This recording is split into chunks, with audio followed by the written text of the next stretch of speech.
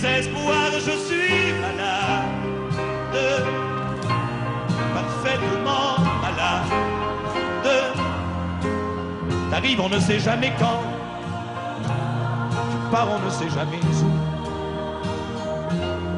Et ça va faire bientôt 2 ans que tu t'en fous. Et oui, de retour dans cette vidéo, donc tu l'entends, je suis malade. Et oui, je suis totalement malade. D'où ce petit Serge Lama. Alors, nouvelle vidéo, je pensais pas en refaire une, mais j'ai essayé de... On s'est encore loupé ce week-end, j'ai essayé de t'appeler, moi, hier également, tu n'as pas répondu. Donc, une nouvelle vidéo, en plus je suis vraiment très inquiet, puisque les nouvelles ne sont pas bonnes, je te le dis, hein, les nouvelles ne sont pas bonnes du tout. J'entends et je lis des choses qui m'alarment. Un homme tué et un autre blessé par balle dans un centre commercial.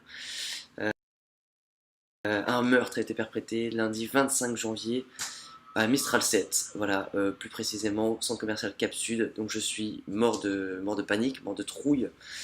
J'espère qu'il ne vous est rien arrivé, d'autant que Avignon collectionne les mésaventures, j'ai l'impression. Paris Match dans ce week-end, hein, dans le Paris Match de ce week-end, consacre un reportage de 4 pages sur le quartier de la Reine Jeanne à Avignon, intitulé La Cité des Salafistes. Voilà, le journaliste affirme que la cité de la Reine Jeanne et puis de Saint-Jean serait gangrénée par le salafisme aux mains des islamistes intégristes. Donc là, encore une fois, mon inquiétude grande, je prie, j'espère que tout va bien en Avignon et que c'est encore une zone tenue par la République et que ce n'est pas un califat. Bon, mon inquiétude exprimée, je vais passer du coup au sujet de cette vidéo. Je te rappelle qu'elles sont toujours... Oh là, ça bug pas mal ça. Je crois que la caméra est malade également. Donc toujours sur les Philippines. Et pour ce faire, j'ai choisi de faire une sélection de 5 photos, parmi toutes les photos qu'on a, pour évoquer des endroits ou des moments insolites. Alors je te dis, toutes les photos qu'on a, en fait on n'a pas tant que ça, parce que Clémence a encore réussi l'exploit de se faire voler son appareil photo. Donc il n'y avait que Marine et Clémence qui avaient des appareils photo, et Clémence les fait voler de manière très bête, mais c'est pas le sujet de la vidéo, donc je détaille pas. Et on va passer tout de suite plutôt à la première photo. Alors, la première photo que je vais ouvrir, je suis en train de faire un truc avec 2 écrans, 2 ordinateurs. Je pense que même Norman n'a jamais fait ça, même à la NASA on fait pas ça. Donc j'espère que ça rendra bien et que le son sera bon.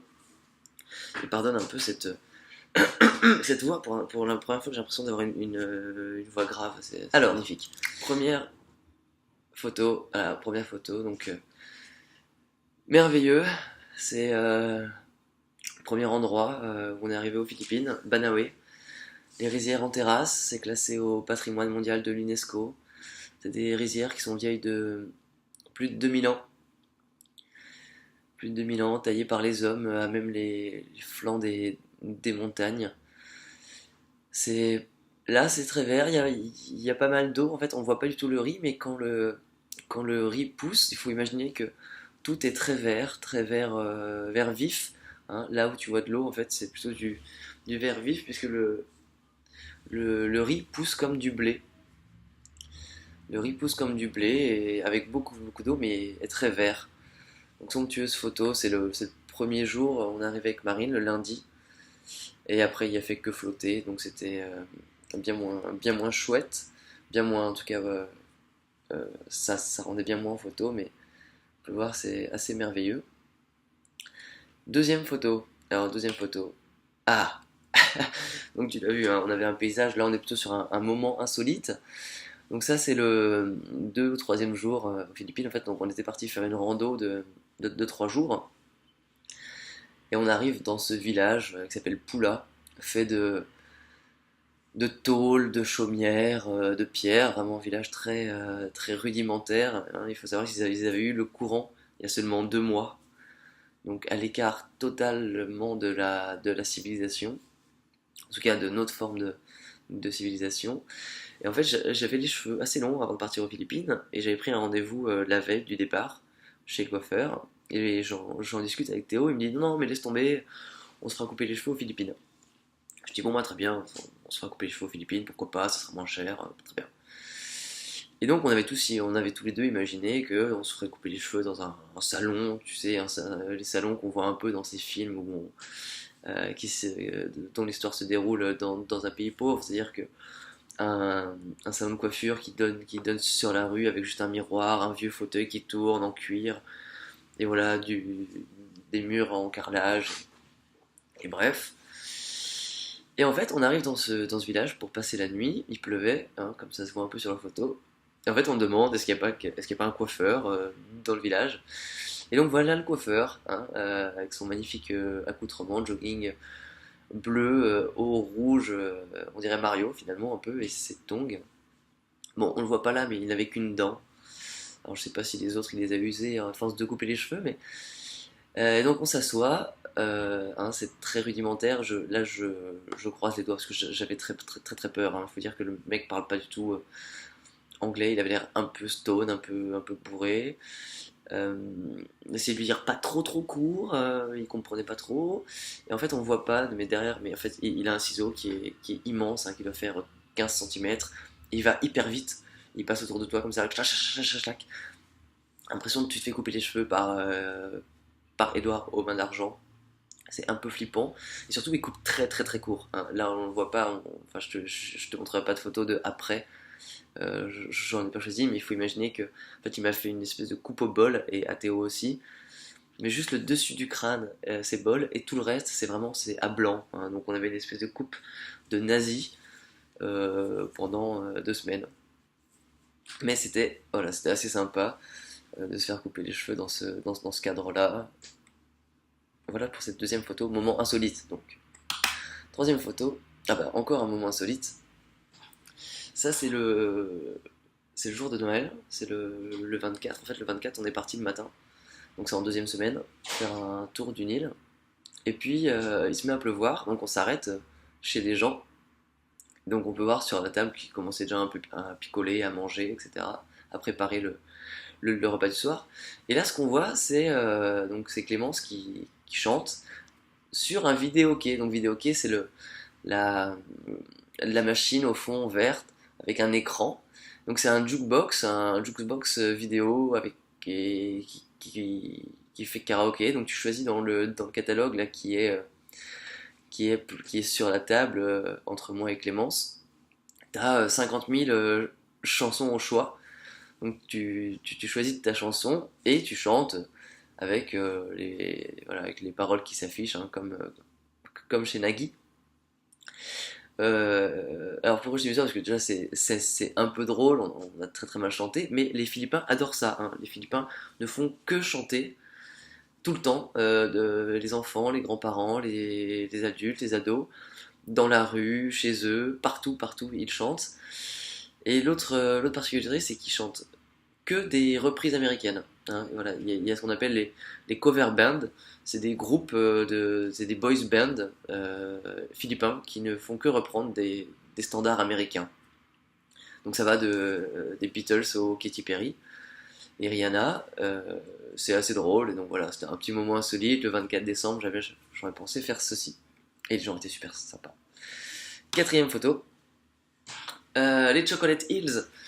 Les Chocolate Hills, deuxième semaine également. En fait, c'est ce même jour, hein, c'était sur l'île, donc tu vois qu'après il a fait un peu meilleur, le soleil est revenu. Donc les Chocolate Hills, c'est ces petites montagnes, ces petits dos ronds, ces collines que tu vois qui sont au milieu de l'île. Là en fait on est au sommet d'une, et donc il y en a 1200 partout autour de nous. Les Chocolate Hills qui au printemps revêtent une couleur brune, d'où le nom de Chocolate Hills. C'est assez impressionnant d'en voir autant. Enfin, c'est parce que c'est sur un espace très petit et t'en as 1200 comme ça tout autour de toi, des petites dunes, des petits dos de. C'est vrai qu'on dirait un peu des monstres, on dirait un peu des dos de monstres euh, qui brunissent au printemps. Et c'est la particularité de l'île et une des attractions des Philippines. Et puis on va passer à une dernière photo et encore une fois une autre attraction des Philippines. C'est oui non alors ça non non ça c'est Gianna. C'est aussi une attraction et pas que des Philippines, plutôt des Philippines sans Philly, hein, plutôt des pines. Enfin c'est pas ça que je voulais te montrer, c'est une autre Gianna que je voulais te montrer. Voilà, c'est cette Gianna là. Gianna, ce jeepney, donc c'est le moyen de transport local philippin.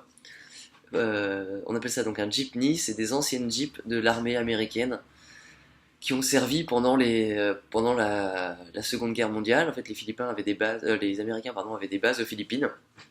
Ils utilisaient énormément les jeeps. Et une fois que la guerre est finie, une fois que la guerre a été finie, les Américains rentrent au bercail et laissent aux Philippines leur matériel, leur jeep, leur base. Et donc les Philippins s'en sont emparés, les ont tagués, les ont décollés, bariolés, et ils s'en servent comme des moyens de transport au niveau local. Hein. Généralement c'est à l'intérieur des villes et puis d'une ville à une autre, mais ça, voilà, tu prends pas un jeepney sur des longues distances. C'est souvent 30 bornes maximum, ça va vraiment pas vite. Tu vas faire du 20 km à l'heure. C'est toujours plein, blindé, blindé, blindé. Hein, nous, on a fait des voyages sur le toit, tellement il y avait de monde dedans. Et donc, c'est la particularité de s'arrêter et de prendre des passagers, ou les passagers descendent n'importe quand, n'importe où. C'est-à-dire que dès que tu en vois une, tu lèves la main, ils s'arrêtent, s'il y a de la place, mais il y a toujours de la place, hein, on peut toujours serrer les gens, ça c'est la particularité des Philippins. Donc, ils s'arrêtent.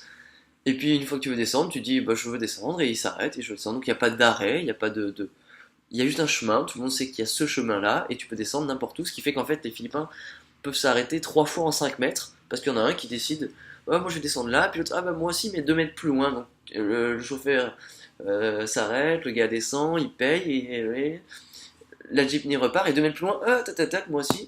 Donc voilà, donc c'est parfois un peu chiant mais c'est assez pittoresque, assez atypique. Et ça permet surtout de voyager assez aisément et à moindre frais. Voilà pour ce top des photos souvenirs, on va dire.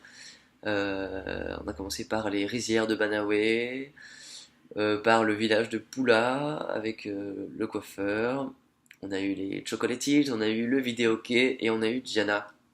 5 moments forts, on est déjà à 14 minutes, je suis en train d'exploser les compteurs. Et en plus, il faut absolument que j'aille soigner cette maladie. Là, je suis presque en apnée. Donc j'arrête là cette vidéo, je te laisse. Bon, j'espère quand même que j'arriverai à t'avoir un de ces jours. Décidément, cette caméra était aussi malade que moi. A bientôt, fais attention en Avignon, fais attention à Marseille, parce que ça doit être encore pire. Et puis, à très vite. Je suis malade.